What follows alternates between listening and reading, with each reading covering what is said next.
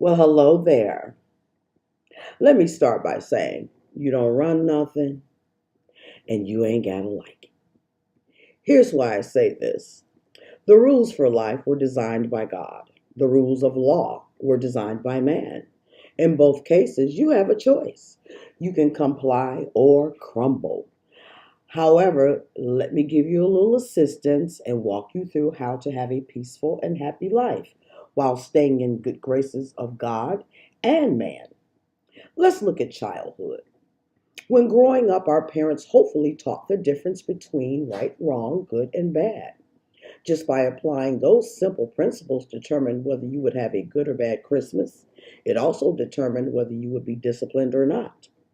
Now, as an adult, the same principles apply. The only difference is the stakes are much higher than you anticipated. See, you thought that when you grew up, you would be able to do whatever, whenever, however, and with whomever. Sorry, the rules didn't change. The only difference is now you have to deal with karma, or if you're a believer, you have to deal with reaping and sowing. In either case, you've got to pay. So let me break it down with a little hypothetical story that's actually quite common. You decide at the age of 21, because you're grown and still living with your parents. Oops, let me pause. If you're still living with your parents, you're not officially grown. Okay, but you're in love. The two of you have graduated from high school, enrolled in college, but the passion of your relationship is weighing heavy on your heart, mind, and other parts. You have a conversation with your parents. They explain the disadvantages of marrying at such a young age. You haven't finished school. You don't have any money. You don't have a place to live. And eventually, if you keep having sex, you'll end up being pregnant. How are you going to take care of a child? The two of you decide that as long as you have one another, we can make it work.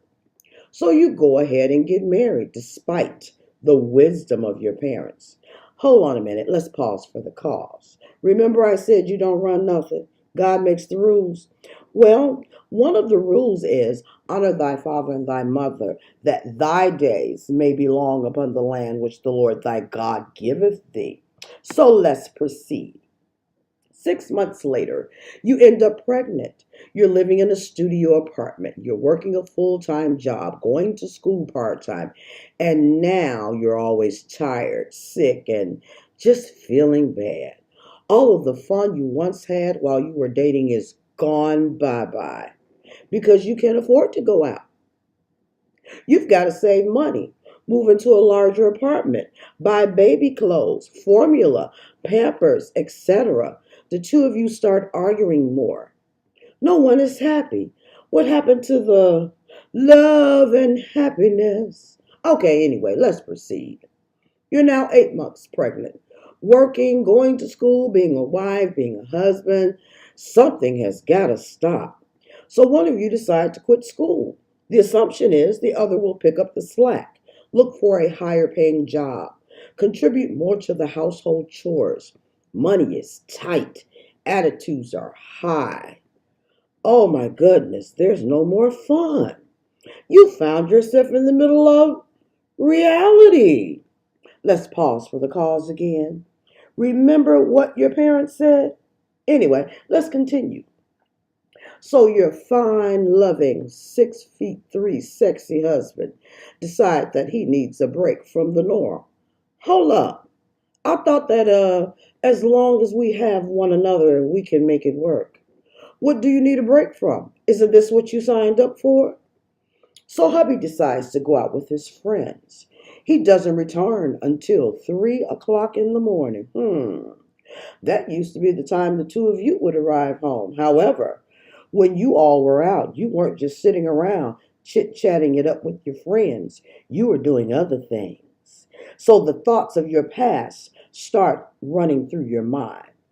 You conduct an inquisition as to the whereabouts and the events that took place until 3 in the morning. It is at this point you realize, oh my goodness, our parents were right. However, It's too late. You're stuck with the decision that you made because you decided not to honor the wisdom of your parents. You see, when the Bible talks about honoring your mother and father, it's not just about showering them with gifts, doing extra nice things. The most important part of honoring your parents is being obedient to the wisdom they impart. Now, this is not to say that everything a parent tells you is accurate, which leads me back to my first video on free will. With free will, you have the option of choosing wisely what decisions you're going to make.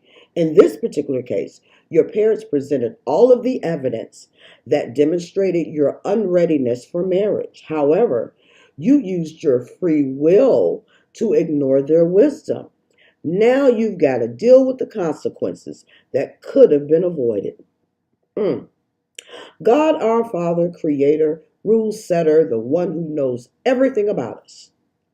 Therefore, if He says, "Thou shalt not," that's for your good, not for His.